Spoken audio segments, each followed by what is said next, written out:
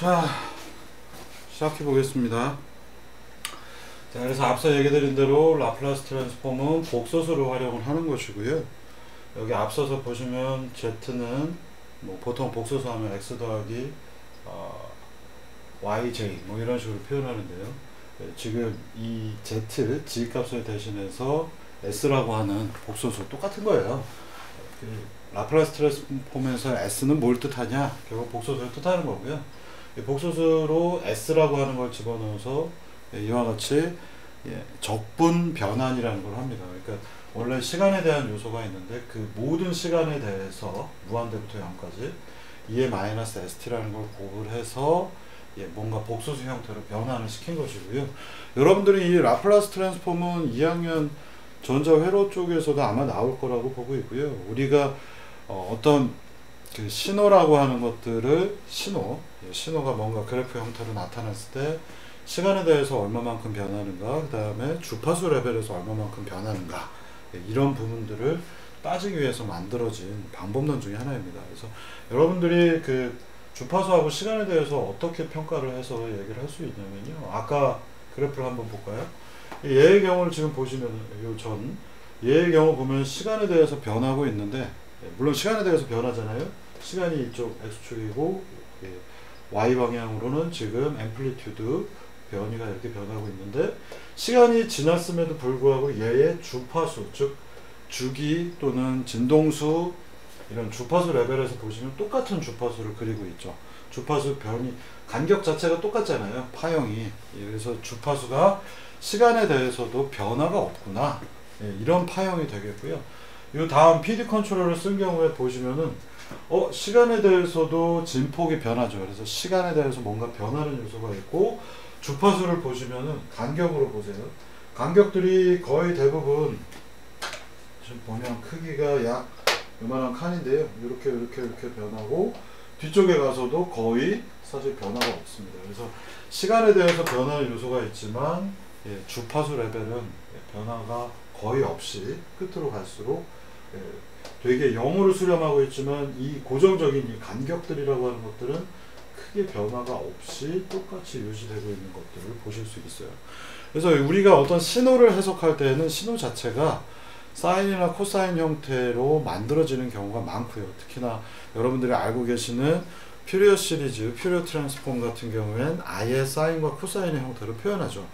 근데 앞서서 제가 얘기 드린 것처럼 사인, 코사인은 복소수로 표현을 할 수가 있기 때문에, 사인, 코사인은 복소수하고 친척 관계로 표현을 할 수 있기 때문에 우리가 공학적 신호들을 대부분 복소수와 사인, 코사인으로 복소수로 표현 가능하다는 건, 다시 말하면 사인, 코사인으로 표현 가능하다는 얘기가 되겠고요.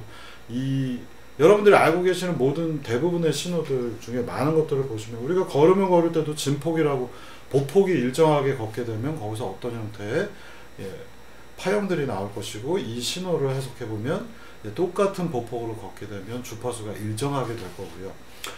그 다음에 또 다른 신호 뭐가 있을까요? 자동차가 고속 주행을 하는데, 자동차가 고속 주행을 하면서 그 자체가 철렁철렁 흔들리는데, 외부에서 외란이 들어오면, 외부에 돌멩이가 있어서 돌멩이를 탁 밟으면 갑자기 자동차가 탁 하고 튀잖아요. 원래의 주파수 레벨로 자동차가 쿨렁쿨렁 하면서 진행을 하다가 외란에 의해서 갑자기 자동차가 튀면 굼덕 하고 튀면서 갑자기 튄다, 갑자기 짧은 시간 안에 크게 변화가 된다는 건 무슨 의미일까요? 앞서 그래프에서 보신 것처럼 시간 안에, 정해져 있는 시간 안에 그래프가 변하는 건데, 짧은 시간 안에 그래프가 변화한다면 갑자기 고주파 성분이 낀다는 얘기죠. 그래서 주파수 레벨이 갑자기 크게 변화가 되면 어이구, 이거는 무언가 큰 변화가 있구나 라고 느낄 수 있는 겁니다. 그래서 공학에서는 시간 도메인에서도 보지만 반복적인 것들을 하는 행위들이 꽤 많이 있습니다. 그래서 뭐 자동화 설비가 됐던 로봇이 됐던 제어를 걸어주면 특히나 시스템 다이나믹스가 생기면서 꿀렁꿀렁꿀렁 하는 형태가 되기 때문에 시간에 대한 것도 보지만 주파수 레벨에 대한 것도 봅니다. 그래서 주파수 레벨은 뒤쪽에 나오는 그림에서 제가 요 다음 페이지에 나오는 얘기인데요. 우리가 어떤 그 제어를 할 때 그 제어 성능이 어떻게 나오는가를 보고 싶을 때 빨리 수렴을 하면 좋겠다. 시간에 대해서 빨리빨리 변화해서 뭔가 빨리 세틀 다운 돼서 이쪽으로 갔으면 좋겠는 앞부분에 해당하는 것들은 대부분 시간에 대한 것들을 보게 됩니다. 그래서 앞부분은 꿀렁꿀렁 크게 원점에 있다가 1로 올라가기 위해서 쿵 하고 흔들리기 때문에 앞부분은 시간 성분을 굉장히 많이 보고요. 뒷부분은 뭐였을까요? 뒷부분은 제어기가 걸려 있기 때문에 앞서서의 제어 그래프에서 보시면 이게 빨리빨리 수렴을 해서 멀리서 보면 거의 원점에 간 것 같은데 거기서 미세하게 계속 똑같은 주파수로 흔들리고 있으면 그건 좋지 않겠죠. 이게 우리가 로봇팔 또는 우리가 원하는 어떤 거라고 치면 찡 하고 움직여서 여기서 딱 멈춰야 되는데 시간에 대해서 빨리 움직여서 딱 멈췄으면 좋겠는데 이 부분에서 계속 미세한 진동이 있으면 이건 보기가 좋지 않겠죠. 다시 말하면 이런 현상은 뭐 손이 떨리고 있다 부들부들 떨리는 이것과 동일합니다. 그래서 여러분들 엘리베이터를 타셨는데 엘리베이터가 내가 10층으로 올라가려고 1층에서 10층으로 올라가려고 하는데 위에서부터 엘리베이터가 내려와서 1층에 와서 딱 빨리 멈춰야 되는데 빨리 멈추지 않고 1층 주변에서 흔들리고 있어요. 그리고 그걸 타야 돼요. 타기 싫을 거 아니에요. 그죠? 그래서 제어의 목적은 마지막에 가서 빨리 원점 또는 뭐 0 또는 원하는 목표 거기에 가서 빨리 멈췄으면 좋겠는데 제어기가 걸려 있다 보니까 여기서 잔진동들이 생깁니다. 그래서 제어의 경우에는 초기에 시간에 대한 영역을 보고 시간에 대해서 빨리 올라갔으면 좋겠는데 라고 하는 부분과 뒷부분에서 진동이 없이 거의 빨리 원하는 점에서 멈춰 있기를 바라는, 그래서 이 부분은 주파수 영역을 많이 보고 앞부분은 시간에 대해서 크게 변하기 때문에 시간에 대한 것들을 많이 봅니다. 그러다 보니 시간과 주파수를 동시에 봐야 되니 라플라스 트랜스폼이라고 하는 것들이 개발이 됐던 거고요. 여러분들이 이 EM-ST가 어떤 역할을 하는지 한번 분해를 해서 보겠습니다. S는 시그마 플러스 오메가 J라고 되어 있기 때문에 이걸 여기다 대입을 해서 여러분들이 이제 보시면요. S 대신에 시그마와 오메가 JT가 들어갔고, 보시는 것처럼 시그마는 실수부, 오메가 J의 이 부분은 허수부에 해당하니까 지수에서 더하기 관계는 곱하기로 표현할 수 있으니 2의 마이너스 시그마 t와 2의 마이너스 오메가 JT로 분해를 할 수 있겠죠. 자, 그러면 이 수식을 잘 보면요. 시간이 많이 지나가면 지나갈수록 어떻게 될까요? 시그마라는 숫자가 있고 앞에 마이너스가 있기 때문에 시간이 지나가면 지나갈수록 이 부분은 어떻게 되겠어요? 2의 마이너스 시그마 t는 빨리 t가 커지면 커질수록 2는 빨리 0으로 수렴하겠죠. 그래서 이 앞에 있는 녀석은 0으로 수렴을 하는, 그러니까 우리가 목표 지점에 도달해서 멈추게 하는 역할들을 해줍니다. 그래서 시그마가 크면 클수록 빨리 시간에 대해서 멈춰 들어가겠죠. 대신에 오메가 JT는 오메가라는 녀석이 있고 2의 마이너스 오메가 JT이기 때문에 우리가 이 수식을 달리 쓰면 마이너스 오메가 T 이렇게 순서를 바꿔서 보시면 이 녀석은 2의 마이너스 세타 J라고 하는 오일러 수식으로 표현할 수가 있겠죠.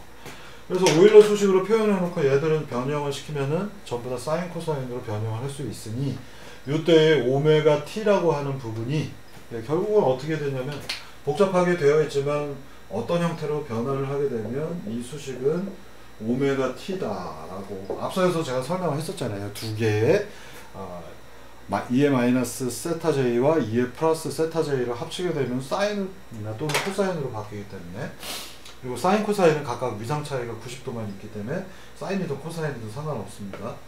그러고 나서 보면 이 녀석은 오메가 t라고 하는 성분이 주파수를 뜻하죠. 오메가가 커지면 커질수록 고주파가 되기 때문에 시간이 흘러가면 흘러갈수록 고속으로 흔들릴 거고요. 오메가가 작으면 작을수록 천천히 이렇게 흔들리겠죠. 웨이브 이렇게 흔들릴 겁니다. 그래서 이 라플라스 트랜스폼은 시그마와 오메가 J로 표현하고 있기 때문에 시그마 파트가 시간에 대한 걸 보고 오메가가 주파수 대역을 보는 장점을 갖고 있기 때문에 여러분들이 신호라고 하는 아날로그 신호를 전기 신호에서도 라플라스 트랜스폼을 쓰는 거고요. 그 다음에 신호 처리 분야들 DSP라고 불리는 DSP 분야는 뭐 처음부터 끝까지 라플라스 트랜스폼하고 관련된 것들, 그리고 요새는 이제 컴퓨터가 디지털화하기 때문에 G 트랜스폼에 대한 것들이 많이 다뤄지고 있습니다. 그래서 여러분들이 S라고 하는 녀석이 의미하는 바는 시그마와 오메가가 있고, 시그마는 시간 성분, 오메가는 오메가 J가 있기 때문에 오메가 TJ잖아요. 그래서 시간이 흘러가면 요 오메가 t라고 하는 것들은 주파수 성분으로 표현이 되더라 라는 이런 그림으로 표현을 할 수 있겠습니다. 그래서 내가 빨리 수렴했으면 좋겠어 라고 하면 시그마 파트를 보는 거죠. S는 시그마 플러스 오메가 J로 되어 있기 때문에 시그마하고 관련되어 있는 실수부 쪽에 관련된 것들의 성분을 보면 얘가 빨리 수렴할지 느리게 수렴을 할지를 요 값을 가지고 볼 수가 있겠고요. 오메가는 이 뒷부분 정상 상태 이게 더 이상 크게 변화 없이 계속 반복적인 규칙점 이 부분에서 잔진동으로 그냥 이렇게 똑같이 가고 있는 것들 시간이 흘러간 다음을 뜻합니다. 그래서 스테디 스테이트 뜻하고 이걸 한국말로 정상 상태라고 부릅니다.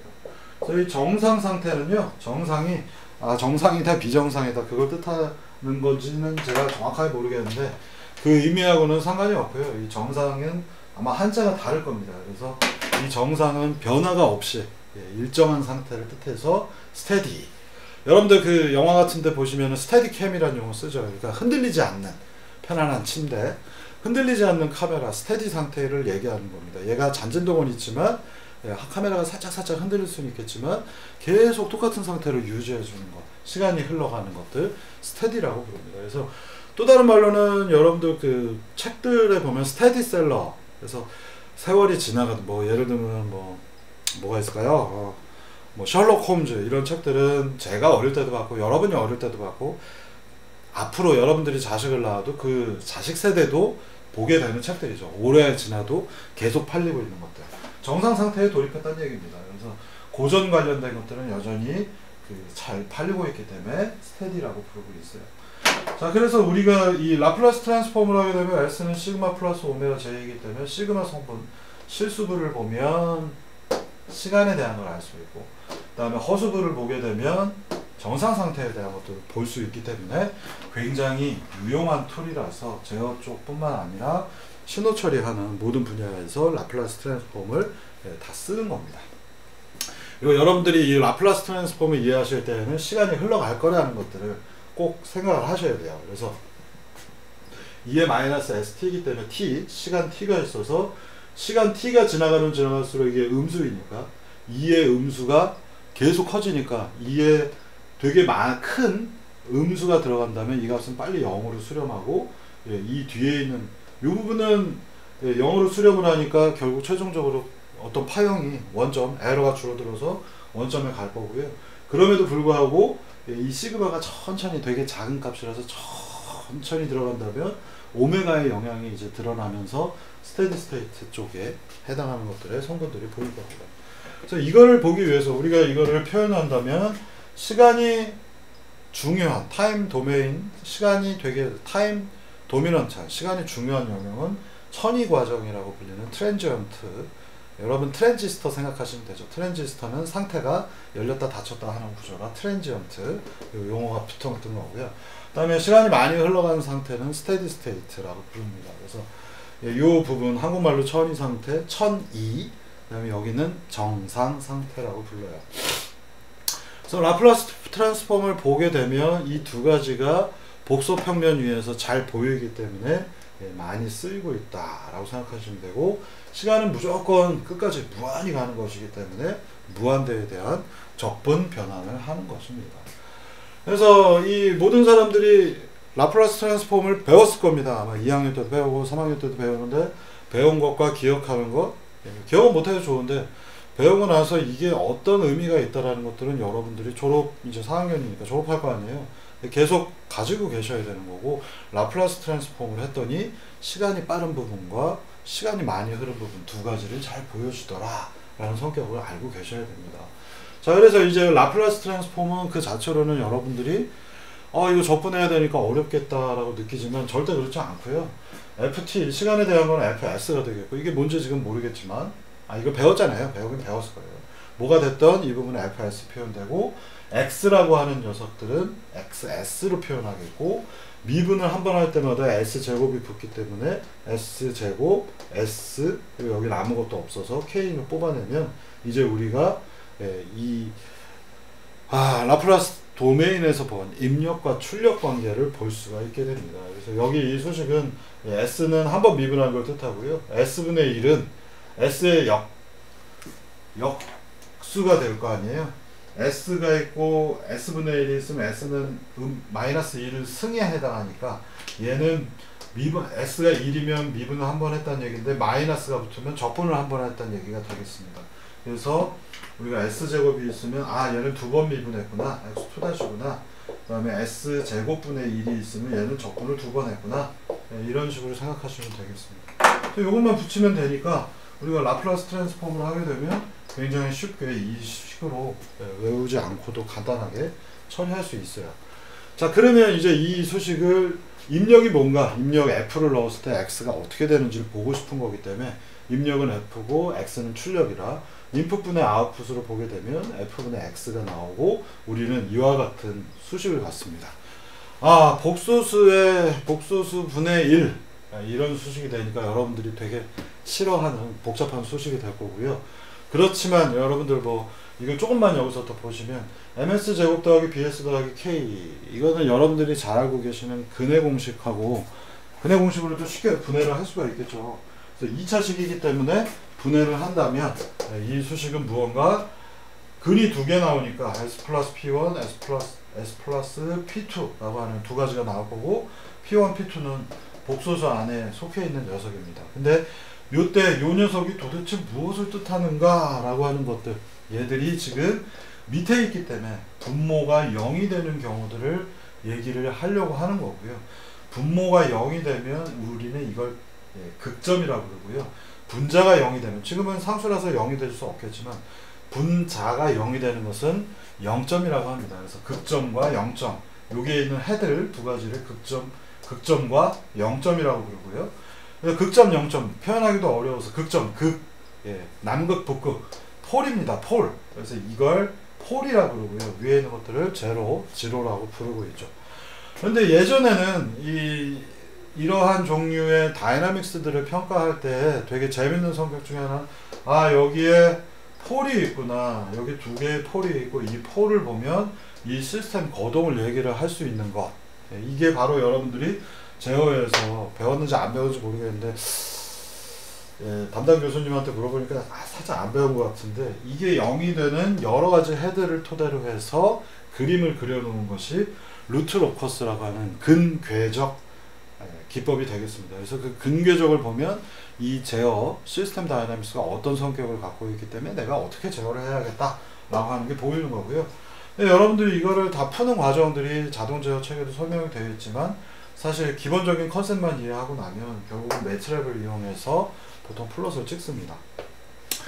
여기에 이제 조금 더 재밌는 이야기 몇 개를 해드리면, 원래 이 폴이 되게 중요한 역할을 해요. 이 폴은 시스템 다이나믹스들에서 굉장히 중요한 역할들을 수행을 하는데, 여러분들이 알고 계시는 피드백 제어들이 대부분 이 폴에 대한 것들을 어떻게 다룰 것인가 라고 하는 부분이 되겠고요.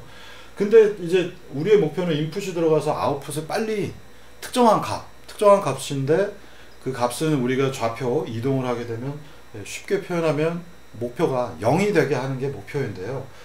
0이 되게 하려면 어떻게 하면 되겠어요? 입력 대비 출력이 0이 되려면 이 부분이 무한대가 되면 되겠죠. 그리고 또 다른 방법은, 그래서 이 부분이 무한대가 되게 하는 것들을 본 게 이 루트로커스 위에 표현이 되는 기법이고요.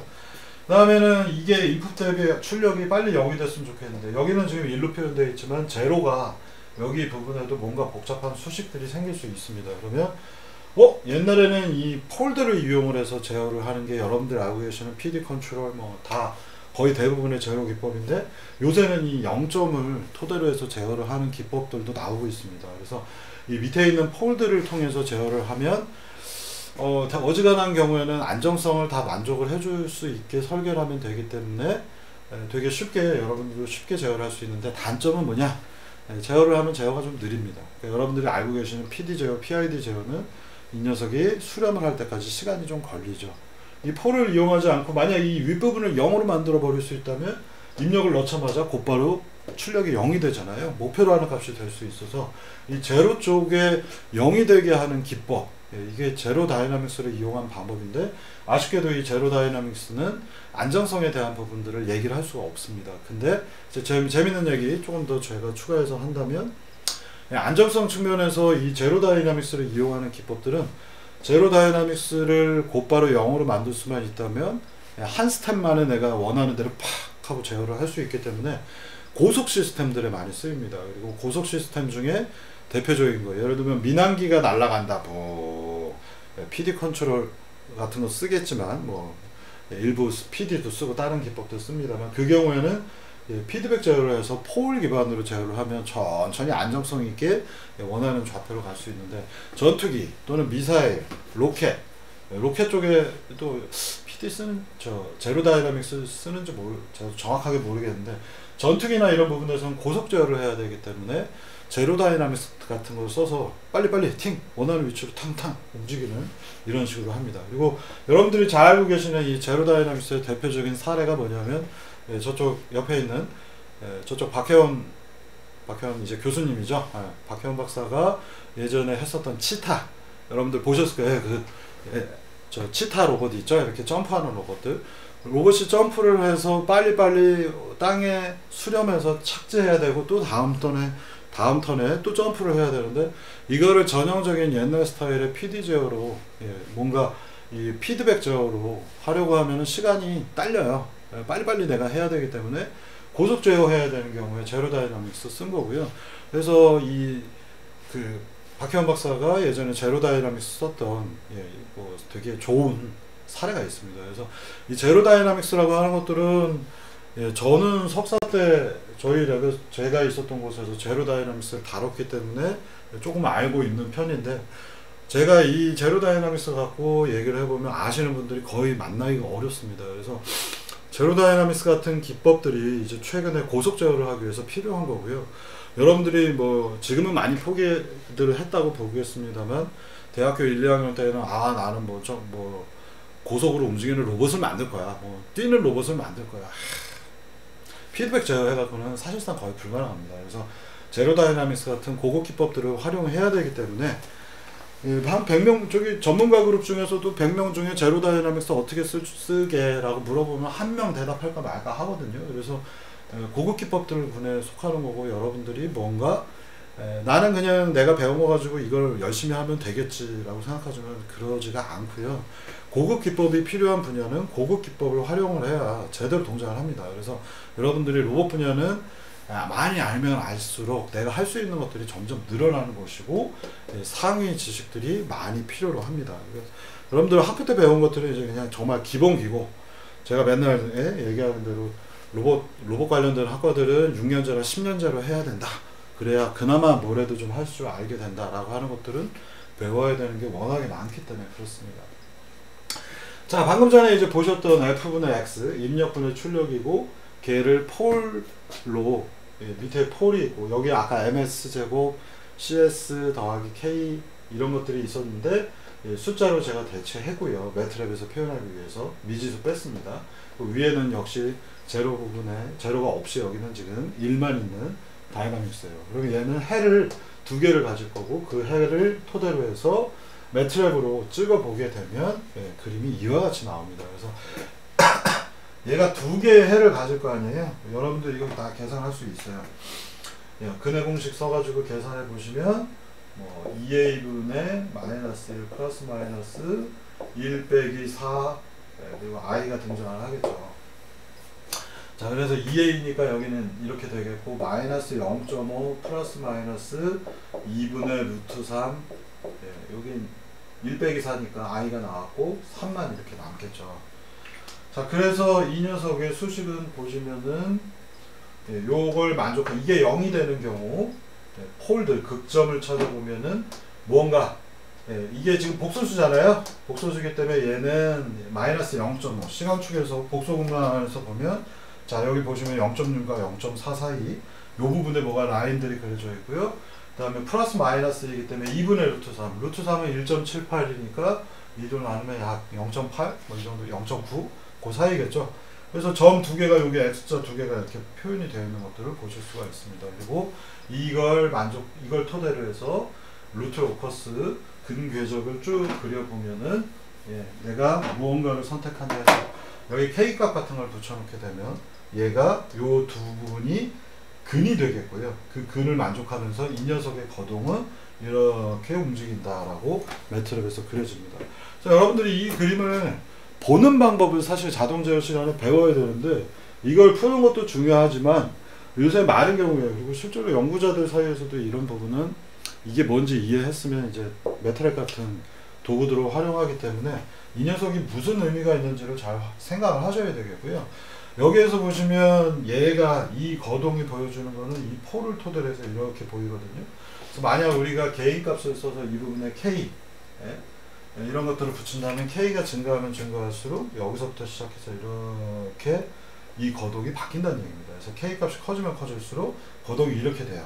K 값이 커지면 이 녀석의 거동이 여기에 있지 않고 이쪽에 있게 됩니다. 그럼 무슨 의미가 있을까요? 우리가 K를 높이면 높을수록 어떤 일이 벌어질까? 이렇게 이런 부분이 되겠고요. 입력 대비 출력을 비율을 확 높이게 되면 어떻게 될까라는 부분이에요. 그러면 얘들은 시간에 대해서는 더 이상 변화가 없어요. 지금 이 시그마 실수부가 시간에 대한 요소이기 때문에 시간에 대해서는 변화가 없는데 주파수 레벨만 아까 S는 시그마 플러스 오메가 J라고 했기 때문에 이게 J 값이 여기에 있는 오메가 값이 올라간다는 얘기가 되겠고요. 그래서 우리가 입력 대비 출력을 확 높이게 되면 시간에 대해서는 변화가 없고 트랜지언트 구간에 변화가 없고 정상 상태에 대한 것들만 주파수 레벨에서 주파수가 확 올라간다는 얘기입니다. 그래서 입력 대비 출력을 우리가 쫙 올리게 되면 고속으로 흔들리는 시스템이 나타난다는 얘기입니다. 그래서 여기 있는 게 이쪽으로 이동한다고 생각하시면 되겠습니다. 네, 이런 설명들은 자동 제어 책에 설명이 되어 있는데 제가 되게 간략하게 설명을 하고 있는 부분이 되겠고요. 이거 되게 여러분들이 중요하게 보셔야 되는 거는 자 이게 시그마 축이고요. 실수부 이게 오메가 J 축이에요. 여기가 원점이에요. 그러면 여러분들이 이게 라플라스 도메인이기 때문에 S 플레인 시그마 플러스 오메가 J 이 평면 자체가 S를 뜻하겠고요. 시간이 흘러가면 흘러갈수록 어떻게 될까요? 2의 마이너스 ST라고 하는 방식을 쓰기 때문에 S는 시그마 플러스 오메가 J이고 앞서 설명한 것처럼 2의 마이너스 시그마 T 마이너스 오메가 JT 그러면 이게 수렴을 하려면 즉 이게 시간이 지난 다음에 0으로 가려면 어떻게 해야 될까요? 시그마가 양수여야 되겠죠. 그래서 시그마가 양수여야 앞에 있는 마이너스의 영향을 받아서 이 녀석이 0으로 수렴을 할 겁니다. 그래서 마이너스 시그마 즉 복소평면이 있으면 음수 파트여야 된다는 얘기입니다. 모든 시스템이 보이고 있는 거동은 플러스 쪽으로 가게 되면 2의 플러스 시그마 t가 되니까 발산을 벌이는 거고요.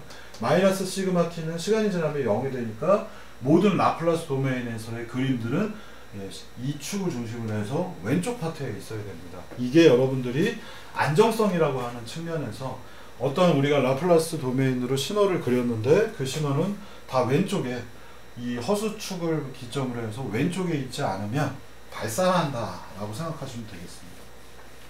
그리고 여기에 이제 몇 가지 2의 마이너스 st 같은 익스포넨셜에 뭔가 마이너스 시간이 들어가면 이 녀석들은 전부 다 뭔가 나중에 딜레이 같은 수식으로 쓸 수 있기 때문에 이산 제어 여러분들이 컴퓨터로 뭔가 제어를 하시면 이 축이 조금 더 왼쪽으로 기본 점들이 이동해서 제어 성능이 안정성이 조금 떨어집니다. 그래서 우리가 제어를 할 때는 완전한 아날로그 형태의 컨티뉴어스한 제어를 하면 제일 좋은데 컴퓨터 제어를 하게 되면 안정성이 조금 더 떨어집니다. 이런 것들도 재미있는 성격으로 알아두시면 좋겠고요. 이 라플라스 도메인하고 라플라스 변환을 한 다음에 복소 평면에서의 거동을 보는 것들은 자동 제어나 신호 처리에서의 가장 기본적인 내용이기 때문에 여러분들이 이 부분은 잘 이해를 하셔야 됩니다. 근데 예제 위주로 이 수업에서는 제가 여기서 이걸 가르치는 건 아니라서 최소한으로 내용을 잡고 여러분들이 이 그림이 무슨 의미가 있는지를 설명을 드린 겁니다. 자, 그래서 여기 마이너스 시그마 그래서 왼쪽에 있어야지 안정하다 스테이블이라고 제가 써놨어요. 자, 우리가 이런 것들을 배우는 이유는 뭐냐면요, 앞서서 설명드렸던 이 텔레오퍼레이션을 어떻게 할까 라고 하는 부분 때문에 이걸 설명을 한 겁니다. 그래서 여러분들이 그 PD 컨트롤이라고 하는 부분이 어떤 의미를 가지고 있고 안정성을 위해서는 어떤 것들이 필요하고 실제 시스템 다이내믹스는 방금 전 보신 것처럼 라플라스 트랜스폼에서 어떤 형태로 표현이 되는 것들을 기본적으로 알고 계셔야 되는데 보통 이제 그런 부분이 조금 취약하기 때문에 제가 한 번 더 간단하게 설명을 드렸다고 생각하시면 되겠고요. 자, 이제 본격적인 텔레오퍼레이션 쪽으로 들어가기 위해서 우리가 이제 몇 가지 기본적인 그 엘리먼트들, 컴포넌트들에 대해서 좀 다뤄보도록 하겠습니다. 자, 여기에 이제 아주 간단한 그림 하나가 있어요. 미케니컬 컴포넌트로 우리가 스프링을 한번 생각을 해보겠습니다. 스프링은 여러분들이 알고 계시는 훅스로, 후크라는 사람이 만든 훅스로, 훅스의 법칙 때문에 F는 KX다. 이런 얘기를 잘 알고 계시죠. 그래서 F는 KX라고 하는 수식은 변이와 힘은 무언가 선형적인 비례관계에 있더라라는 얘기고요. 이런 구간이 있긴 한데 사실은 되게 짧고요. 실제로 스프링을 쭉 늘리면 소선 변형이 되기 때문에 그 다음부터는 선형성이 깨져서 이게 이제 복잡한 함수로 표현됩니다만 기본적으로 물질들은 X를 변이를 증가하면 F가 늘어나는 관계에 있습니다. 근데 이 문제를 원칙적으로 다시 한번 좀 생각을 좀 해보겠습니다. 여기서 제가 더 먼저 드리는 질문 중에 하나는 뭐냐면요. 자, 여기에 스프링을 먼저 우리가 생각을 해보겠고 그 다음에는 질량을 그냥 가지고 생각을 해볼게요. 쉽다면 질량이 더 쉬울 수 있는데 우리가 외력 F를 주면 얘는 매스, 질량이 있기 때문에 F는 MA에 의해서 그리고 A는 두 번 미분을 한 결과이잖아요.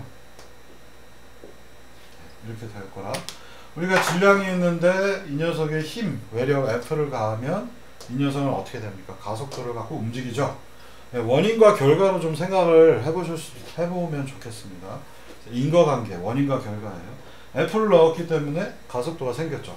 거꾸로 이 오른쪽은 얘를 가속을 시키면 얘는 어떻게 돼요? 이쪽으로 힘을 받는다는 얘기가 되겠죠. 이 두 가지 사이의 관계는 여기에 이퀄, 동등하다는 표현이 있기 때문에 F를 넣으면 A가 나오는 거고요. A를 넣으면 F가 나오는 관계입니다. 이렇게는 생각을 한 번도 안 해봤죠? 자, 이 훅스로우를 써서 F는 KX가 있다면 이 문제도 이렇게 생각을 할 수 있어요. 우리가 F를 넣었더니 X가 나왔고요. 원인과 결과입니다. X만큼 내가 변이를 이동을 했더니 그만큼의 힘이 느껴지더라. F라고 하는 힘이 느껴집니다. 우리가 이렇게 꾹 누르면 변이를 줬기 때문에 F가 늘어지는 거죠. 이게 되게 여러분들이 자연계에 있는 것들이 가지고 있는 아주 일반적인 성격 중에 하나입니다. 원인이 있으면 결과가 있어야 돼요. 결과가 있고 원인이 없는 경우는 없습니다.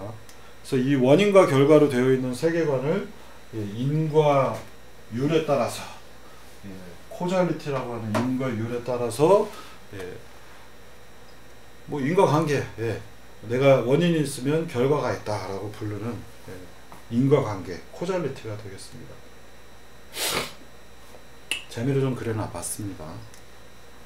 여러가지 스프링이 있고요.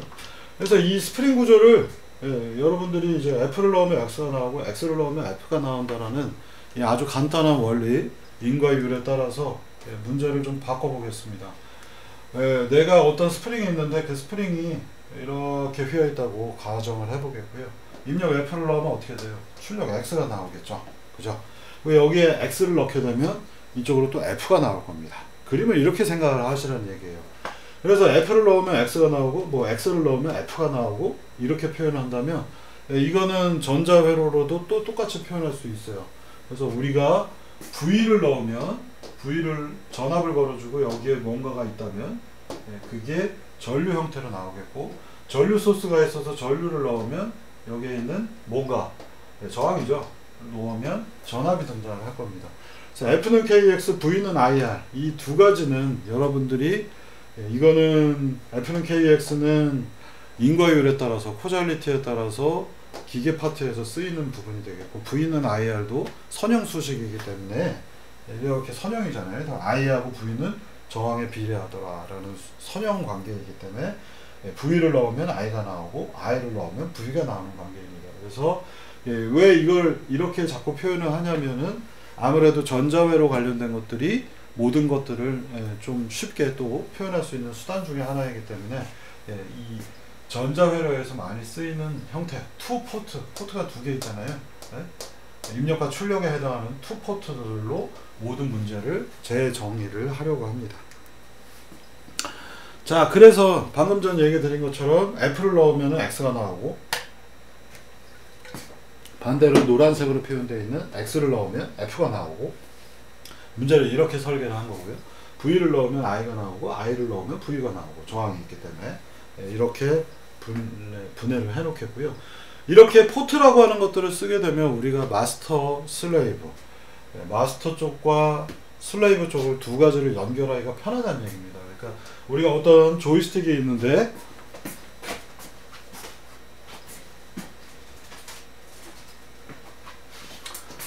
자, 조이스틱 가져왔습니다. 조이스틱이 있는데, 이 조이스틱, 그러니까 이런 종류의 일들, 로봇 쪽에는 조이스틱 이런 것들을 많이 가끔 쓰기 때문에 저희 이제 이걸 가지고 있고요. 조이스틱을 움직여주면, 조이스틱에 F를 넣으면 X가 느껴지고, X를 넣으면 힘이 느껴지잖아요. 팅팅 튕기는. 내가 변이를 X만큼 넣었더니 이게 저를 미는 스프링이 들어가 있기 때문에 F만큼 저를 미는 관계가 있죠. 이렇게 모델링을 하려고 하는 겁니다. 자, 그래서 이 마스터 슬레이브는 조이스틱을 움직여서 뭔가 내가 장치를 움직여서 원격지에 있는 슬레이브를 움직이는 것이기 때문에 마스터 장치도 투포트로 모델링을 해요. 내가 X를 넣으면 F가 나오고, F를 넣으면 X가 나오고, 그래서 두 개의 포트로 입력과 출력이 정의가 되어 있고, 그리고 그 사이에 뭐 여기가 슬레이브로 생각해도 좋겠고, 아니면 지난번 제가 설명드린 대로 중간에 껴있는 사람, 뭔가 내 입력을 받아서 출력을 내보내야 되는데 그 중간에 있는 것들을 통칭적으로 제가 시스템이라고 표현했어요. 그래서 인풋과 아웃풋이 있는 관계, 이렇게 포트 문제로 두 개의 포트로 모든 것들을 표현하려고 합니다. 자, 그러면 이 시스템은 뭐 예를 들면 아까 보셨던 시스템 다이나믹스가 있는 녀석일 수도 있겠죠. 그래서 마스터 쪽에서 뭔가 했는데 이 투포트가 서로 연결되어 있다면 이쪽 시스템이 거기에 맞춰서 뭔가 동작을 할 거죠. 여러분들 이 문제는 아주 쉽게 뭐 앰프가 있는데 오디오 시스템에 앰프가 있고 앰프에다가 스피커를 연결하면 소리가 나잖아요. 뭐 그런 관계로 생각하시면 됩니다. 그래서 그런 경우도 다 선이 두 가닥이 필요하기 때문에 모든 문제를 투포트로 한 거고, 그 포트의 기본적인 원칙은 인풋을 넣으면 아웃풋이 나온다라는 관계로 되어 있고, 이걸 넣으면 이쪽으로 나오는 코잘리티, 인과관계로 모든 것들이 설정이 되어 있어요. 자, 그래서 이 마스터 쪽에서 입력을 넣으면 슬레이브가 그걸 받아갖고 출력을 내보낼 것이고, 그 출력을 마스터가 받게 하는 것, 이게 바로 원격 제어의 핵심적 요소가 되겠습니다. 실제로 이 두 가지는 서로 물리적으로 절단이 되어 있죠. 물리적으로 단절돼서 마스터에서 입력을 보내면 그게 네트워크로, 신호로 뭔가 디지털화돼서 정보로 날아가면 그걸 슬레이브가 받아서 동작을 하고 그 결과를 이쪽에다가 다시 리턴해 주죠. 그럼 그 마스터는 받은 명령을 토대로 해서 마스터 쪽에 힘이 느껴진다거나 또는 변이가 생긴다거나 이렇게 만드는 겁니다. 그래서 마스터하고 슬레이브는 서로 독립적인 시스템이지만 이 두 가지 사이로 우리가 전기 신호들을, 정보들을 어떻게 전달해서 실제로 두 개가 막대기로 연결된 것처럼 느껴보자 라고 하는 것이 텔레 오퍼레이션의 기본 가정입니다. 그래서 방금 전 보셨던 이제 그 조이스틱, 로지텍, 이거 비쌌어요 옛날에. 요새도 파는지 모르겠는데, 이거 뭐 비행기 조정 이런 거 하는 용도라 여기 이렇게 볼륨도 달려 있고 지축 회전도 있고 뭐 재밌습니다. 갖고 놀아보면. 그래서 이런 종류의 조이스틱을 움직여서 여기 있는 로봇을 움직이고 싶은 거, 이게 텔레 오퍼레이션이죠. 원격 제어, 원격 강의, 그죠? 원격이기 때문에 제가 여기 물리 공간에서 예를 들어서 코로나 바이러스를 막 뿜더라도 그 코로나 바이러스가 여러분들한테 물리적으로 전달은 되지 않죠. 대신에 이제 그 코로나 바이러스, 이번에 사진에 나온 겁니다. 그죠? 되게 예쁜 사진이에요. 사진 자체는 되게 예쁘게 만들어졌고, 여기 빨간색 돌기들이 수용체 에이스라고 되어 있는 그 부분으로 찰싹찰싹 붙기 때문에 지금 감염률이 높은데, 제가 코로나 바이러스를 여기서 전달하더라도 여러분들은 그걸 정보로 볼 뿐이지 실제 물리적으로 느끼지 못하죠. 물리적 접촉이 단절되어 있기 때문에. 그래서 원격이라는 용어를 쓰는 거고요.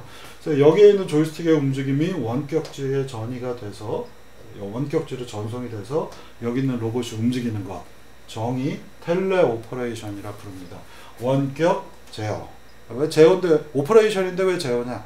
그냥 사람들이 한국말로 그렇게 부릅니다. 그래서 원격 제어, 원격 조종. 네. 오퍼레이션은 사실상 조정이겠는데 뭐 원격 제어라고 보통 많이 부릅니다. 이걸 하기 위해서는 우리가 방금 전에 보셨던 것처럼 투포트 모델을 만들어요. 마스터하고 슬레이브 사이를 뭔가 포트 모델로 만든 다음에 들어가고 나오는 관계를 만듭니다. 그래서 이쪽으로 뭔가를 보내면 여기서 뭐가 나오고요. 이쪽으로 뭔가를 또 보내면 여기서 이게 나오는 관계로 만들어요. 그래서 서로가 서로한테 영향을, 물리적으로 마치 연결되어 있는 것처럼 서로가 영향을 주기 때문에 양쪽, 이쪽은 이쪽대로 내가 입력을 넣었더니 뭐가 결론이 났는데 그걸 토대로 해서 여기서 PD 컨트롤을 막 움직여주고, 다시 여기서 뭔가를 받았으니까 여기는 PD 컨트롤로 출력을 내보내고 센싱 돼서 그 결과를 다시 이쪽으로 전송하고, 각각 여기에 PD 컨트롤, 여기에 PD 컨트롤이 붙습니다. 왜냐하면 두 개가 물리적으로 연결이 되어 있으면 손가락으로 이렇게 미는 것처럼 서로 연결돼서 물리적인 힘과 위치 관계를 받을 텐데, 실제로 단절됐으니까 정보만 보냈기 때문에 여기서는 제어를 해서 마치 이게 이렇게 보낸 것처럼 해야 되겠죠. 그래서 뭐 맨날 나오는 퉁 하면 이렇게 퉁 튀는 이 예절 있잖아요. 그거하고 똑같습니다. 근데 실제로 차단이 되어 있기 때문에 정보를 보내면 그 정보에 맞춰서 여기서 제어기를 돌려서 이쪽이 실제 뭔가 동작을 하고, 그 결론을 다시 이쪽에 보내면 여기서 또 제어기가 돌게 되어 있어요. 그래서 양쪽 방향이 서로 연결된 제어를 하기 때문에 양방향 제어라는 의미의 바이레터럴 컨트롤을 하게 됩니다. 자, 다음으로 넘어가 보겠습니다. 이 부분에는 이제 여러분들이 조심해서 보셔야 되는 거는 사람 손과 여기 있는 장치, 이거 그냥 단순히 조이스틱입니다만 컨택이 일어나고 있고, 여기에 있는 로봇 슬레이브가 움직이면서 바닥을 찍게 되면 여기에서 또 컨택이 일어납니다. 그래서 여기서 이 컨택 부분을 기점으로 해서 여러분들 또 다시 생각을 하셔야 되는데요. 자, 물리적으로 봤을 때 요 조이스틱이 마스터이고 요 로봇이 슬레이브입니다. 그런데 양쪽 시스템들은 전부 다 환경과의 결합을 하죠. 내 팔이 환경이에요. 여기서는 마스터 입장에서는 마스터가 뭔가 제어기를 통해서 움직이려고 하는데 사람이 외력을 주죠. 그래서 얘의 PD 컨트롤을 하고 있는 부분에 뭔가 영향을 줄 거고요. 이 녀석이 PD 컨트롤로 돌아가고 있는데 환경에 부딪히면 환경이 뭔가 외력을 주죠. 그래서 이 부분에서 컨택 포인트들을 기점으로 해서 마스터와 슬레이브가 있는데, 여기에서 환경이 영향을 주고 이 녀석은 환경에다 뭔가 또 영향을 보내죠. 그 다음에 여기 있는 환경은 슬레이브 로봇한테 반력을 제공을 하겠고, 그 녀석은 그걸 계산해서 이쪽으로 전송하면 이쪽 부분에 반력 형태로 여기 있는 PD 컨트롤러가 있다면, 이게 움직인다면 얘한테 다시 반력을 제공하는 관계입니다. 그래서 바이레터럴, 양방향 제어라고 불러요. 자, 그래서 여러분들이 원격 제어에서는 이 시스템에 대한 구성들을 되게 꼼꼼하게 보셔야 되고요. 총 여기에 등장하는 요소들은 4가지입니다. 내 팔, 오퍼레이터죠. 작업자와 마스터 간의 관계, 그리고 얘와 마스터와 슬레이브 간의 관계, 바이레터럴 컨트롤로 서로 동작을 시켜주고, 여기 있는 로봇은 환경에 영향을 또 받습니다. 영향을 주기도 하고 거기에 대한 인과관계로 영향을 이 녀석이 받기도 합니다. 모든 것들은 그렇게 되어 있어요. 이 오퍼레이터 제 손이 이쪽에 위치를 주면 얘는 반력을 제공하겠고, 얘는 위치가 변화했다는 변이를 받은 거를 이쪽으로 전달해서 얘가 이렇게 움직이면 이쪽 부분에 변이를 환경에다가 주겠고, 환경은 F 반력을 주면 얘는 그 반력을 계산해서 다시 이쪽에 보내서 이쪽 부분에 반력이 느껴지게 하는 것. 네, 되게 복잡한 이 4가지의 구성 관계로 되어 있는 것이 바이레터럴 컨트롤이라고 부르고 있습니다. 그리고 이 바이레터럴 컨트롤 쪽에 각각은 전부 다 요 2가지 부분, 환경과 마스터 슬레이브, 마스터와 환경, 슬레이브와 환경은 각각 컨택 포인트들이 있고요. 그래서 이 컨택이 많은 경우가 문제를 풀기가 어렵기 때문에 대부분은 컨택을 싱글 원점으로 많이 하는 경우가 있습니다. 그래서 사실 조이스틱도 보면 이렇게 움직여서 하는 거예요. 조이스틱에 뭐 이렇게 핸들로 붙잡는 것처럼 여기 멀티 컨택이 일어나는 것 같지만, 이렇게 해서 미나 이렇게 해서 미나 똑같잖아요. 실제로 여기에 어떤 동작들이 없기 때문에 컨택 포인트들이 대부분 원점으로 되어 있습니다. 하나의 점으로 되어 있어요. 원점이라고 해서 원점 오리진이 아니라 하나의 싱글 포인트로 되어 있다는 얘기입니다. 이 텔레 오퍼레이션은 4개의 엘리먼트들로 구성이 되어 있고요.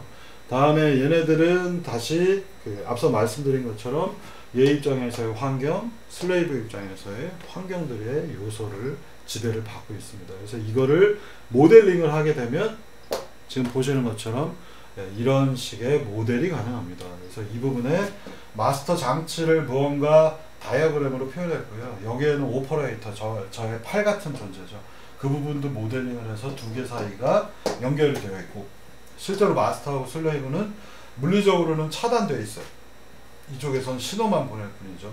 슬레이브 쪽에 다이나믹스가 있는 부분이 있고, 이게 로봇팔이라 생각하시면 되겠고, 그 로봇팔이 환경에 영향을 주면 환경도 모델링이 돼서 환경에 해당하는 결과물들이 튀어나와서 슬레이브에 받고, 얘들은 정보로서 전달되면 마스터가 다시 휴먼의, 사람의 반력이 있네? 이게 못 가네?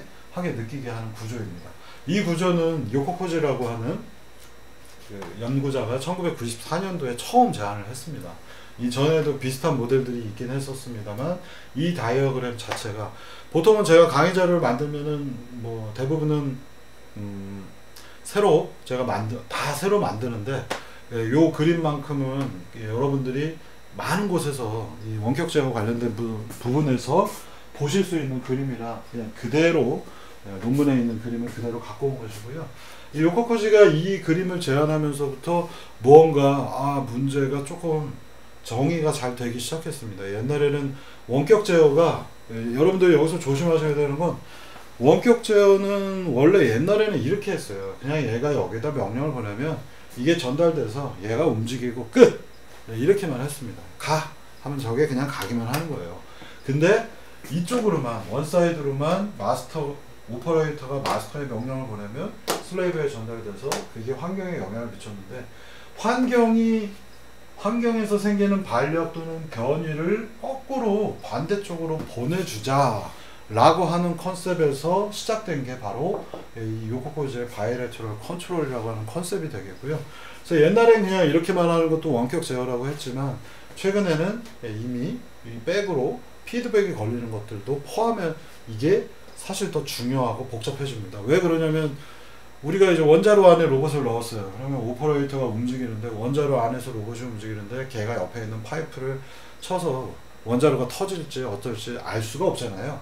원방향, 한 방향으로만 원격 제어를 하는 것들은 위험한 작업을 하기가 어렵고, ISS나 무중력 공간 안에서 동작하는 로봇들도 이렇게만 하지 않고요. 최소한 뒤로 뭔가 오는 게 하나가 있어야 됩니다. 쉬운 것 중에 하나는 뭐냐, 여러분들 어릴 때 갖고 노셨던 장난감 탱크 있죠. 여기서 이렇게 유선으로 조작을 하면 여기 있는 녀석이 여기 리모컨으로 움직이면은 슬레이브에서 로봇들이 움직이고, 걔가 어떻게 움직였는지 우리가 눈으로 볼 수가 없다면, 우리가 눈으로 보기 때문에 이렇게 날아오는, 반대쪽으로 날아오는 시각적 피드백, 비주얼 피드백이 있는 겁니다. 그래서 이 원격제에서 이렇게 움직이는 로봇들이 아무것도 피드백 되는 게 없다면 지 마음대로 움직이기 때문에 조정을 할 수가 없겠죠. 네? 그래서 여러분들이 원격 제어라고 하는 것들은 내가 명령을 보내면 반드시 피드백이 있어야 되는데, 그 피드백을 예전에는 그냥 비주얼 피드백으로 했다면, 이 요코코지부터는 물리적인 피드백을 하겠다는 얘기입니다. 그래서 이쪽으로 이렇게 보냈는데 실제로 여기에 느끼는 거. 여러분들 대표적인 사례가 뭐예요? 뭐 정확하진 않지만 체감형 장치들이라 불리죠. 그래서 4D 뭐 이렇게도 부릅니다만, 극장에서 영화 보면서 비주얼 피드백만 받는 게 아니라 몸이 덜렁덜렁 흔들리고, 막 저도 예전에 타보면 몸이 막 아프더라고요. 흔들기만 해서. 진동도 하나의 피드백입니다. 그러니까 우리가 비주얼 피드백도 있지만 몸으로 빨리 느낄 수 있는 거. 전화가 오면 휴대폰이 띵 하고 진동이 느껴지니까 눈으로 보지 않아도 엉덩이에다 휴대폰을 꽂아놨는데 그게 진동으로 느껴지기 때문에 몸에 부착되어 있는 물리적인 피드백들이 더 사람한테 와닿기 때문에 체감형 장치라고 하는 것들은 전부 다 물리적인 피지컬 피드백들에 기반하고 있고, 그 피지컬 피드백들의 많은 부분은 이 요코코지 형태의 방법론을 택합니다. 대표적인 것 중에 또 찾아보시면 뭐 게임을 뭐 이렇게 하고 있는데 옆에 벽에 부딪히면 진동이 팅팅팅 오잖아요. 물리적인 피드백의 한 일환입니다. 그리고 진동은 만들기가 쉬우니까 진동 피드백들이 휴대폰이나 뭐 플스 게임기 뭐 이런 조이스틱, 듀얼 쇼크 이런 데 부착이 된 거라고 생각을 하시면 되겠고요. 여기에 있는 이 그림은 그냥 단순한 진동 피드백이 아니라 정말로 이쪽에서 쿵한 느낌을 어떻게 해야 똑같이 비슷하게 전달할까라는 컨셉을 가지고 동작하는 부분이 되겠습니다. 그래서 이 바이래터럴 컨트롤에 대해서 우리가 계속해서 다뤄볼 거고요. 요 부분들, 여기 부분이 경계 지점이 오퍼레이터와 마스터 사이의 접촉 부분이 되겠고, 이 부분이 로봇인데 환경 부분과의 접촉 부분이 되겠습니다. 그래서 이 접촉이 싱글 컨택 하나의 점에서 컨택을 하도록 대부분의 경우 설치가 되어 있고, 멀티 컨택이 되는 경우는 굉장히 풀기가 좀 어렵습니다. 그래서 여러분들이 이런 것들을 토대로 해서 이것들을 이제 우리가 다음 시간부터 더 쭉쭉쭉 나가 보겠고요. 앞서 얘기 드렸던 시스템 다이나믹스 부분을 여기서 조금 더 정리를 해보면, 여러분들이 라플라스 도메인에서 보시면 이와 같은 여러 가지 거의 대부분 이런 유형들을 보실 겁니다. 그래서 S 플러스 1분의 1 폴이 극점이 마이너스 1에 있는 부분은 이 부분 보시는 것처럼 마이너스 1t 이렇게 표현할 수 있기 때문에 S 플러스 1 하면은 S가 S 플러스 1이 0이 되려면 S는 마이너스 1이 되잖아요. 오늘도 어김없이 긴급 재난 문자가 왔네요. S가 마이너스 1이기 때문에 원점을 기점으로 해서 이 부분을 찍히는 거고요. 이 솔루션은 이렇게 S 플러스 1은 라플라스 도메인에서 여기 X자가 그려지고 마이너스 1입니다. 이게 원점이고요. 여기 X자가 그려지고 이렇게 그려지기 때문에 이 해는 어떻게 됩니까? 원점을 기점으로 해서 다 왼쪽에 있기 때문에 이 해는 되게 안정적인 형태가 됩니다. 안정적. 이거 보세요. 시간이 흘러가면 흘러가도, 시간이 아무리 흘러가도 이 녀석의 경우에 어떻게 돼요? 마이너스 시그마, 마이너스 람다 t니까 얘는 무조건 0으로 갈 수밖에 없죠. 그래서 그림에서도 보시면은 이쪽에 있는 모든 해들은 안정한 해들에 해당하겠습니다. 다음 얘는 해가 두 개가 있죠. 하나는 S는 0일 때, 하나는 S가 마이너스 1일 때. 그래서 이게 허수축이고, 여기에 폴이 하나, 여기 마이너스 1인 부분에 하나, 그리고 얘네 두 개, 여기 마이너스 1 잘못 그렸네요. 마이너스 1인 부분이 여기입니다. 이렇게 보시면 되겠어요. 마이너스 1. 그리고는 실제 그려보시면 이렇게 연결된 짝대기로 나타납니다. 십자가로 나타나고요.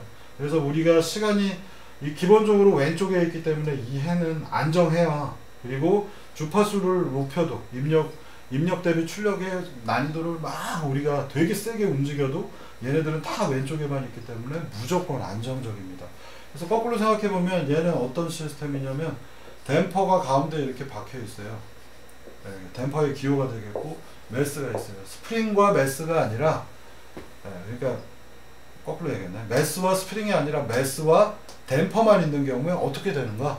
이 녀석은 굉장히 안정된, 되게 우리가 고속으로 움직여도 이 부분을 붙잡고서 막 흔들어줘도 얘의 경우에 발산을 하는 일은 절대로 나타나지 않는다는 얘기입니다. 대표적인 경우로 표현한다면 이런 거죠. 우리가 여기에 자 이렇게 생긴 주사기가 있어요.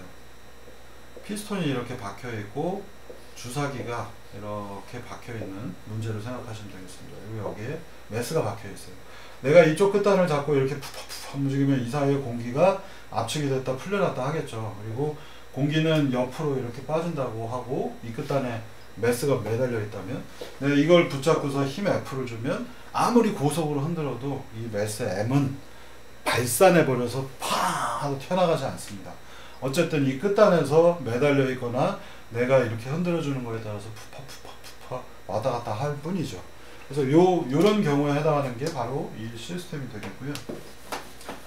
자, 그 다음에는 폴이 두 개 있는 경우, 이제 얘는 2차 세컨 오더 시스템이니까 2차 선형 미분 방정식 형태가 되겠고, 우리가 이걸 모델링을 하게 되면 매스와 댐퍼가 이렇게 붙어 있는 경우가 됩니다. 그래서 얘의 경우도 자꾸 아무리 흔들어 봐야 얘는 언젠가는 멈춰버리는. 아까 맨 처음에 이렇게 된 그림 보셨잖아요. 정상 상태, 트랜지언트 해서 결국은 멈춰버리는 그림을 갖습니다. 그래서 얘의 경우도 라플라스 도메인에서 보시면은 S 플러스 P1, S 플러스 P2인데 P1, P2가 각각 복소수이기 때문에 이 녀석은 복소수이고 허수부를 갖고 있죠. 그래서 여기에 X, 여기에 X 이렇게 표현이 되는 그림을 얻습니다. 그래서 얘도 원점 대비 다 왼쪽에 있기 때문에 이 세 가지 시스템은 전부 다 안정화된 시스템들이 되겠습니다. 얘의 경우에는 살짝 이 부분에 허수축에 걸리는 부분이 있는데 이 부분은 제가 여기서는 설명하지 않겠습니다. 아이고, 몇 분 됐나? 네. 예, 55분이네. 아, 잠깐 쉬었다가 다음 단 또 설명을 하도록 할게요.